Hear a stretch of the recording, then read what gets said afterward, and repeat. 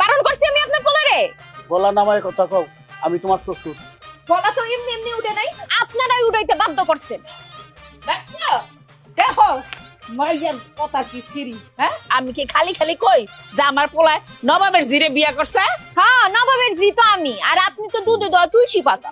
এই খবরদার বৌমা, বেয়াদবি করবা না। বেয়াদবি করলে কিন্তু খুব খারাপ হয়ে যাবো। খারাপের বাকি রাখছেন কি আপনারা? আছে এখন কথায় কথায় দিমু মায়ের তাহলে সোজা হবি। আহেন, সাহস থাকলে মারেন, মারেন আমারে। এই কি ব্যাপার কি আমি বুঝলাম না তো। হ্যাঁ, বাতাতে গিয়া তুমি আব্বা আম্মার লগে ঝগড়া শুরু করছো না? ঝগড়া কি আমি একলা করি? এক হাতে তালি বাজে না। আই তুই দেখছ না তোর বাপ মা আমার লগে যে ঝগড়া করতেছে, এখন যে আবার পক পক করতেছস। দেখছস তুই দেখ কি বিয়া করছস আমার পোলারে কেমনে বেদবের মতো তুই তুই করে কথা কইতেছে। আমা একটু চুপ করো তো, একটু চুপ করো। এই যে আল্লাহকে 24টা ঘন্টা তোমরা ঝগড়া করো, হ্যাঁ তোমার কষ্ট হয় না? বয়স হয়েছে না তোমার? প্রেশারের ওষুধ না খাইলে তো উচ্চা কারে যাবার না, তো ঝগড়া করার শক্তি আহে কর্তিকা। এই সুমন, এই তুই কি কইলি?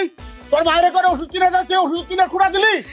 আমি আর ওর টাকার ওষুধ খাবো না, যদি পারো তুমি খাওয়াইও, আর নাইলে বিষ খাইও পড়ে দাও। আর এই যে দেখো আমি খোঁড়া কোন সময় দিলাম? আমি কি কইছি ওষুধ কিনে দিব না, ওষুধের টাকা দিব না? একটু আগে তো আপনার কাছে টাকা দিয়ে এলাম আমি।